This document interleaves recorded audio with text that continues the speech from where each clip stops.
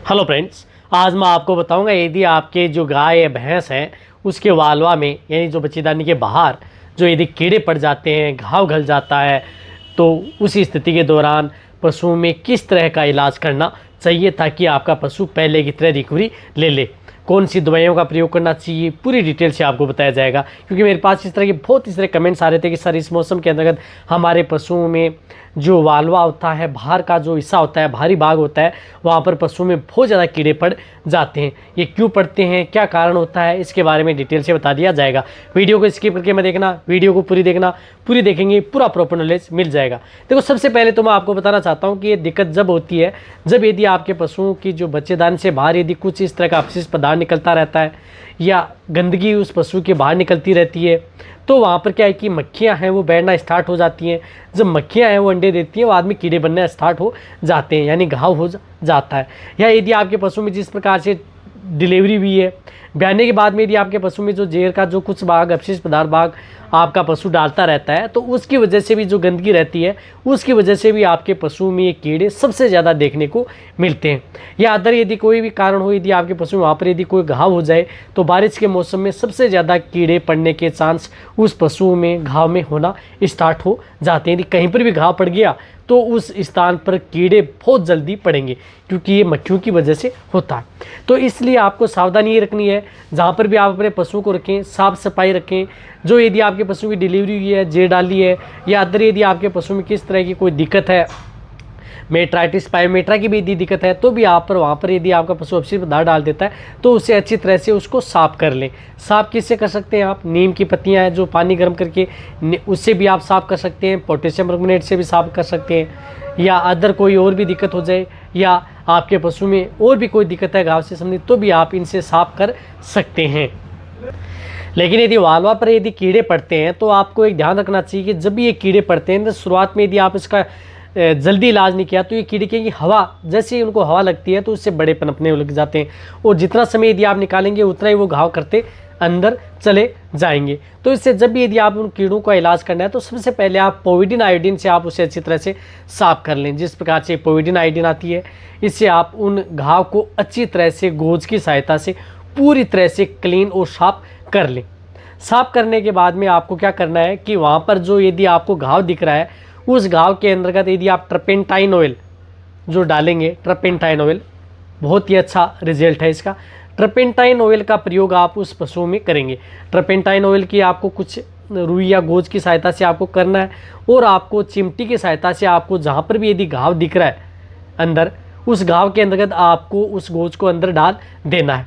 और अंदर गोज डालने के बाद में आप उसके ऊपर ऐसा लगाएं कि या रुई का प्रयोग करें या कॉटन का प्रयोग करें, तो आप इस तरह से करें कि बाहर से कोई हवा न लगे।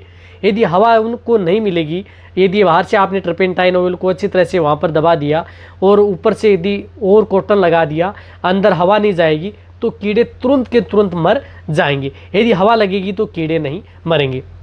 तो इसलिए उस घाव को अच्छी तरह से कॉटन से आप ढक दें, गोज बना करके ट्रपेंटाइन ऑयल से। जब यदि आप उस घाव को अच्छी तरह से ढक देते हैं तो उसके बाद में आपको करना क्या है कि स्प्रे का प्रयोग करना है।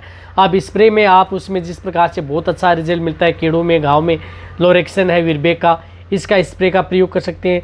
यदि ये लोरेक्सन यदि आपको कहीं पर यदि नहीं मिलता है तो वहाँ पर आप जो ये टोपिक्योर प्लस आता है नेचुरल का, इसका भी आप प्रयोग कर सकते हैं। यानी जो बैंडेज गोज यदि आपने लगा दी उसके बाद में पूरी परवाला पर आप स्प्रे करके छोड़ दें, ताकि क्या होगी वहाँ पर स्प्रे करने के बाद में मक्खियाँ नहीं बैठेंगी।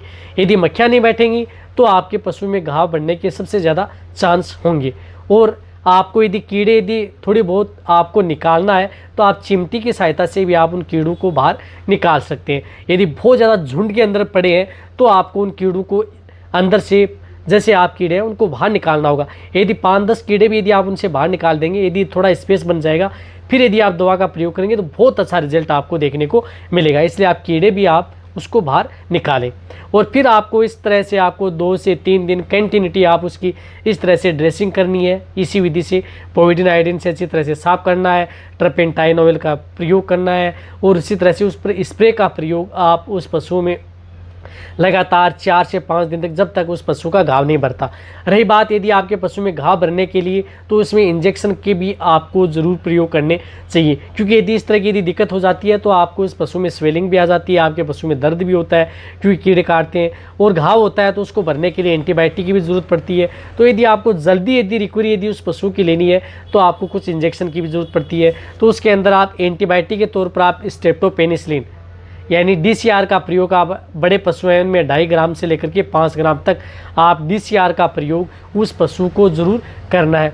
साथ साथ आपको उसमें CPM इंजेक्शन का भी प्रयोग करना है, जिस प्रकार से कैडिस्टिन है या इंजेक्शन है, जितने भी जो एंटीबायोटिक इंजेक्शन या जितने इंजेक्शन है, ये इंजेक्शन आपके पास नज़दीक पशु चिकित्सक है उसके द्वारा आपको प्रयोग करवा लेने हैं। तो कैडिस्टिन का भी आप, जिस क्लोरफेनिरामाइड मेलेट आता है, इस इंजेक्शन का भी प्रयोग आपको बहुत ज़रूरी है इस तरह की स्थिति में। तो इससे आप 10 ml इंट्रामस्कुलर ये इंजेक्शन भी आप उस पशु को ज़रूर लगवा लेना है, ताकि आपके पशु में इस तरह की कोई दिक्कत न हो।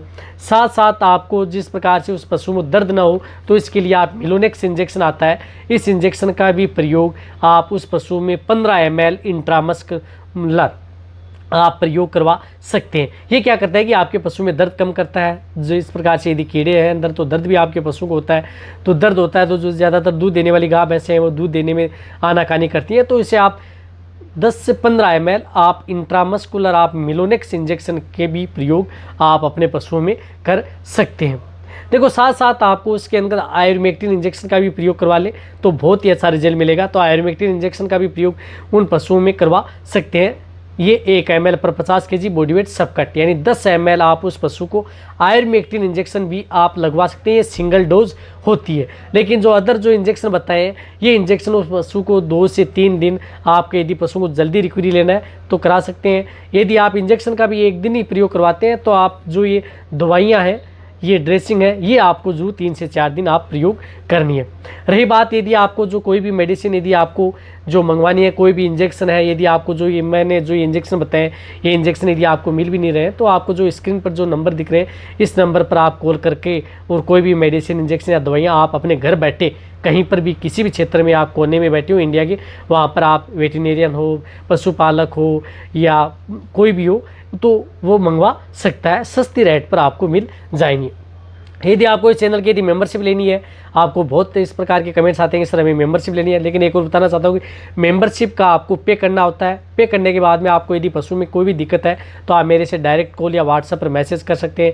मेंबरशिप के लिए जो आपको स्क्रीन पर जो नंबर दिख रहे हैं व्हाट्सएप पर, इस नंबर पर आप ज्वाइन कर सकते हैं मेंबरशिप लेने के बाद में। और मेंबरशिप लेने के बाद में आपको कोई भी दिक्कत होगी, उसका जवाब आपको एक्यूट स्टेज में तुरंत आपको व्हाट्सएप पर या कॉल द्वारा आपको बता दिया जाएगा, किसी भी दवाई या अदर जो मेडिसिन के बारे में।